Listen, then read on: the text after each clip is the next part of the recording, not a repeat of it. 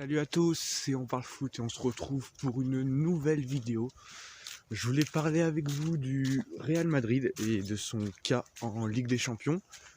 Donc pour ça, je voulais revenir globalement sur ce qu'a réalisé le Real depuis son début de campagne de Ligue des Champions.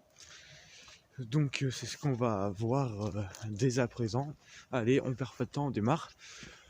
Donc le Real Madrid, comme vous le savez, a perdu hier 2-0 contre le Shakhtar. Donc il fallait surtout pas perdre pour le Real. S'ils gagnaient au Shakhtar, ils étaient qualifiés. Malheureusement, ils ont fait un match catastrophique, à l'image de ce qu'a réalisé Raphaël Varane hier. Il a eu, je crois, dans l'équipe, il a eu 2. C'est compliqué pour Varane, malheureusement. Il coûte le premier but du Shakhtar, marqué par Dantinho, si je dis pas de bêtises. Un nom comme ça, un Brésilien.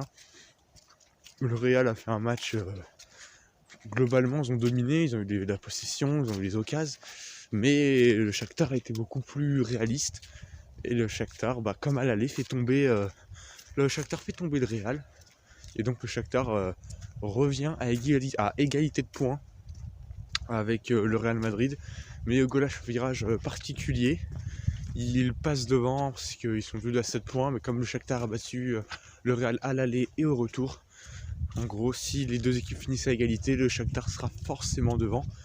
Donc on aurait pu se dire après ce match que le Real était dans une très mauvaise posture, mais le résultat du match entre Mönchengladbach et l'Inter change complètement la donne, parce que les Allemands pouvaient se qualifier dès hier soir en battant les Interistes. Malheureusement, c'est pas chose faite, et donc Gladbach n'est qu'à 1 point devant eux. L'Inter revient dans la course aussi avec 5 points, donc c'est possible pour l'Inter aussi de se qualifier alors qu'on les croyait morts avant ce match.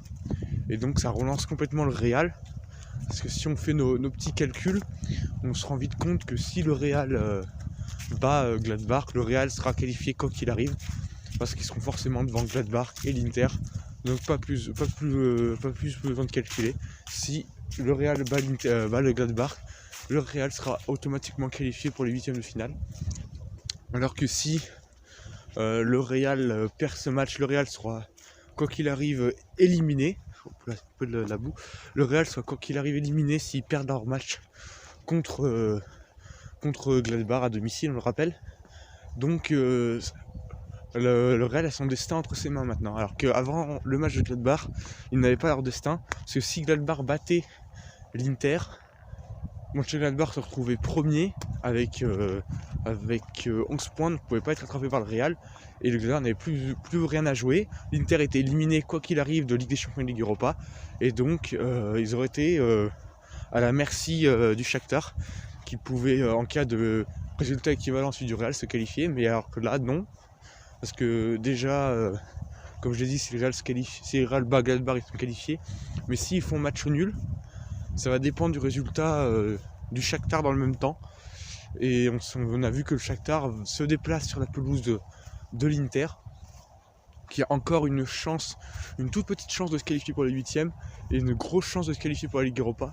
Car si les Interistes battent le Shakhtar à domicile, ils sont devant le Shakhtar quoi qu'il arrive. Mais et aurait peut-être une chance de se qualifier si Gladbach battrait le Real, mais on va pas commencer à rentrer là-dedans pour l'Inter. Donc en gros, le Real aura son destin entre ses mains. En plus, le Shakhtar aura aussi un match compliqué à jouer, parce que l'Inter va être motivé, parce qu'ils ont gagné hier, et s'ils avaient perdu hier, ils auraient été, je pense, plus très motivés, ils auraient peut-être fait tourner leur effectif. Ça aurait été cadeau pour le Shakhtar pour aller faire un coup là-bas. Mais là, en gros, le Real a une chance de se faire sortir, c'est s'ils font le même résultat que le Shakhtar et qu'il n'y a pas de victoire au bout. Donc en gros, si le Real gagne son match contre Gladbach, ils sont qualifiés. S'ils ne le gagnent pas, ils sont à la merci du Shakhtar, voire de l'Inter, qui a de bons résultats de leur équipe, de cette équipe. Donc pour moi, le résultat, rien n'est fait encore de cette poule, et on risque d'avoir un mercredi prochain incroyable à suivre en termes de suspense. Ça risque d'être un match impressionnant à suivre. qui va être très très intéressant à ne pas louper, sans doute le groupe à suivre mercredi prochain avec celui de l'Atlético Madrid qui risque aussi d'envoyer pas mal. Donc tout est à faire encore dans ce groupe. Ensuite, je voulais revenir, pour clôturer la vidéo, je voulais revenir un peu sur l'Olympique de Marseille, qui donc a fait sa première victoire hier contre l'Olympiakos. Une victoire offerte par l'Olympiakos sur 2 pénaltys, un match assez dégueulasse de leur part, ils ne méritent pas de gagner. L'Olympiakos a dominé peut-être une bonne heure, mais Marseille repart les 3 points, mais il fallait gagner avec 2 buts d'écart pour espérer une chance de se qualifier. Là, ça risque d'être vraiment compliqué pour les Marseillais parce qu'ils se retrouvent à devoir faire un résultat meilleur que l'Olympiakos, alors qu'ils se déplacent à Manchester City, qui n'aura plus rien à jouer, mais l'Olympiakos va jouer Porto, qui n'aura aussi plus rien à jouer, donc ça va être vraiment tendu pour Marseille. Et donc pour clôturer cette vidéo rapidement, je vais revenir sur mon petit pronostic pour ce soir. Donc on voit que Paris va se déplacer à Manchester United. Ça risque d'être compliqué pour les Parisiens. Les Parisiens donc, qui vont y aller avec leur effectif au complet, je crois, quasiment pas de blessés pour le PSG. Pour United non plus, pas de blessés, peut-être un doute autour de Martial, je crois, qui était malade ce week-end. On va voir si normalement il devrait tenir sa place ce soir.